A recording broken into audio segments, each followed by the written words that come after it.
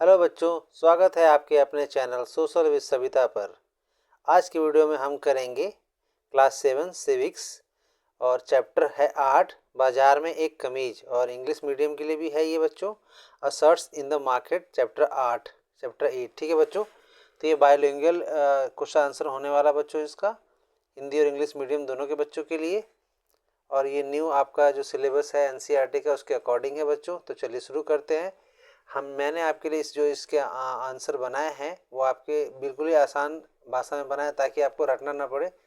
एक या दो बार पढ़ने से आपको समझ में आ जाएगा ताकि आप एग्ज़ाम में अच्छे से आंसर इस क्वेश्चंस के कर पाएंगे इस चैप्टर के। ठीक है बच्चों, तो ज़्यादा देर ना करते हुए चलिए शुरू करते हैं। चैनल पर नए हैं तो चैनल को सब्सक्राइब करें, वीडियो को लाइक कर दें और अपने कमेंट्स में कोई भी सुझाव है तो आप ज़रूर दीजिए। ठीक है बच्चों, तो चलिए शुरू करते हैं।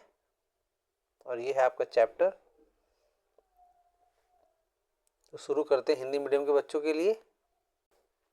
तो प्रश्न नंबर 1 है बच्चों, स्वप्ना ने अपनी रुई कुरनूल में रुई बाजार में न बेचकर व्यापारी को क्यों बेच दी? तो उत्तर है, स्वप्ना ने रुई बाजार में नहीं बेची, उसके दो मुख्य कारण थे। पहला क्या है, खर्चा और परेशानी। बाजार तक रुई लाने ले जाने के लिए उसे ट्रक का किराया देना पड़ता और वहाँ मंडी की फीस भी लगती, जिससे उसका खर्च बढ़ जाता। दूसरा पॉइंट है बच्चों, उधारी और तुरंत पैसा। उसने व्यापारी से खेती के लिए कर्ज लिया था। व्यापारी ने वादा किया था कि वह तुरंत पैसे दे देगा, इसलिए अपना कर्ज चुकाने और खर्च से बचने के लिए उसने रुई सीधे व्यापारी को ही बेच दी। ठीक है बच्चों, तो आशा करते हैं आपको आंसर समझ में आया होगा। अब चलते हैं इंग्लिश मीडियम के बच्चों के लिए सेम इसी क्वेश्चन पर। क्वेश्चन नंबर 1 है,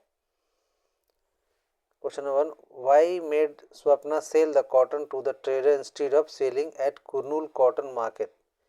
तो आंसर बच्चों इसका, Swapna not go to the market because she had borrowed money a loan from a local trader. A trader made her promise to sell the cotton only to him even through paid a low price, so he had to sell it to him to pay back her loan. अपने loan को चुकाने के लिए इसने local व्यापारी को बेच दिया। ठीक है बच्चों, अब चलते हैं प्रश्न नंबर 2 पर हिंदी मीडियम के बच्चों के लिए।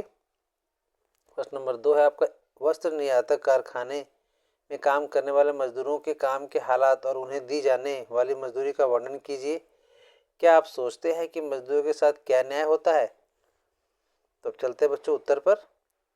फैक्ट्री में मजदूरों की हालात बहुत खराब होती है। पहला पॉइंट है बच्चों, काम के घंटे। उन्हें दिन में 12 से 14 घंटे लगातार काम करना पड़ता है। ठीक है। दूसरा है काम का बोझ। काम का बोझ बहुत ज़्यादा होता है, उन्हें कोई छुट्टी भी नहीं मिलती। ठीक है। थर्ड है कम पैसा। इतनी कड़ी मेहनत करने के बाद भी उन्हें बहुत कम वेतन सैलरी मिलता है, जिससे घर चलाना मुश्किल होता है। अब दूसरा क्वेश्चन इसमें था कि क्या आप सोचते हैं कि मजदूरों के साथ न्याय होता है? तो उत्तर है इसका, क्या यह न्याय है? तो नहीं है, बिल्कुल भी न्याय नहीं है। मजदूर सबसे ज़्यादा मेहनत करते हैं लेकिन उन्हें न तो अच्छा पैसा मिलता है और न ही इज्जत। उन्हें हमेशा नौकरी छूटने का डर भी बना रहता है, तो उनके साथ बहुत सारी प्रॉब्लम रहती है बच्चों। ठीक है, तो ये है प्रश्न नंबर 2 का आंसर। अब चलते हैं इसके इंग्लिश मीडियम के बच्चों के लिए क्वेश्चन नंबर 2 पर।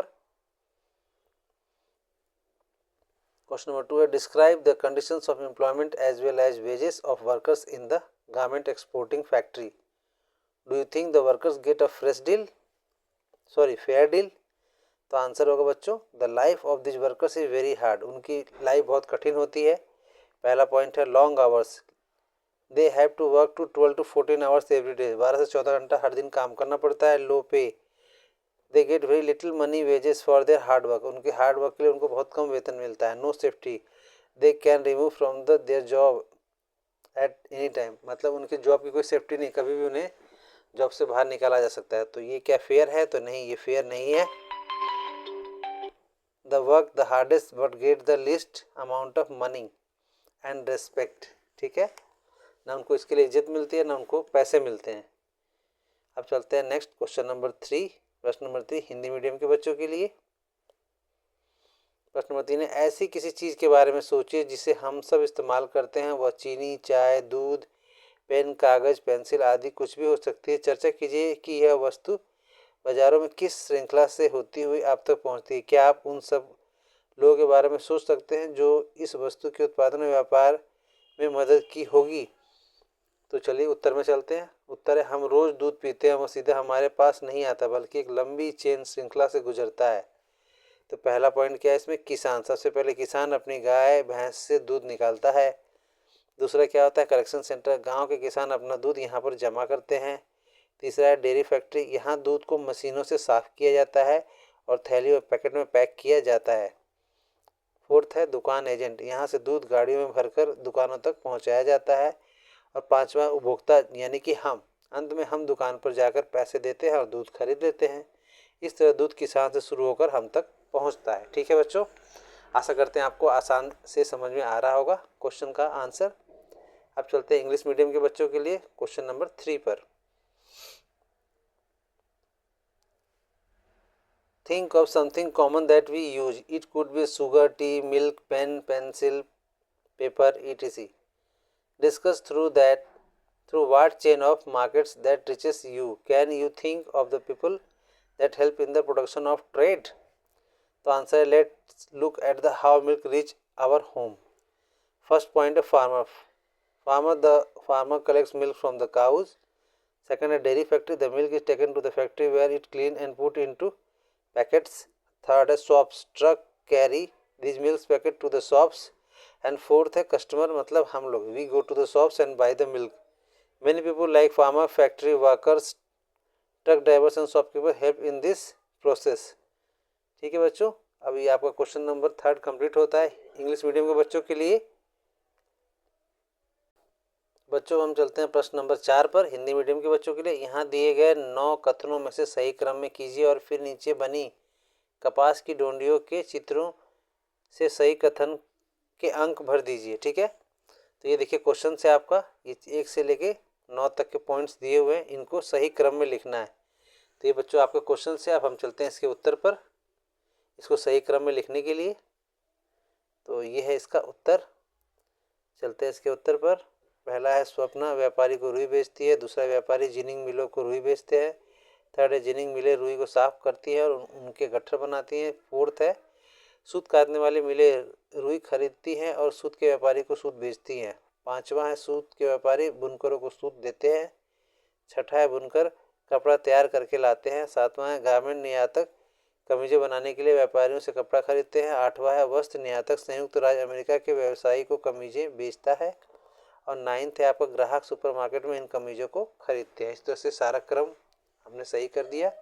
इस तरह से आपका ये कंप्लीट होता है। अब चलते हैं इंग्लिश मीडियम के बच्चों के लिए प्रश्न क्वेश्चन नंबर 4 पर। तो बच्चों ये है question number 4। Arrange the statement given alongside in the correct order and fill in the numbers in the cotton balls accordingly. The first two have already has been done for you. तो इसमें देखिए ये आपका दिया हुआ point, इन points को अब हम अरेंज करेंगे करेक्ट फॉर्म में, कौन सा स्टेटमेंट किसके बाद आएगा। ठीक है, तो चलिए हम शुरू करते हैं, इसके आंसर पे चलते हैं। ये है इसका answer, here is the answer पे चलते हैं। तो बच्चों ये है करेक्ट फॉर्म आंसर। ये is the correct order of the cotton production process. First A cotton is collected from the fields. B have a cotton balls are cleaned. C है spinning mills make these threads from cotton. और D है weavers make cloths from the thread. और E है आपका cloths are stitch in factories. और fifth है clothes are sold in markets. इस तरह से बच्चों आपका ये सारे क्वेश्चंस कंप्लीट होते हैं। तो थैंक्स फॉर वॉचिंग बच्चों।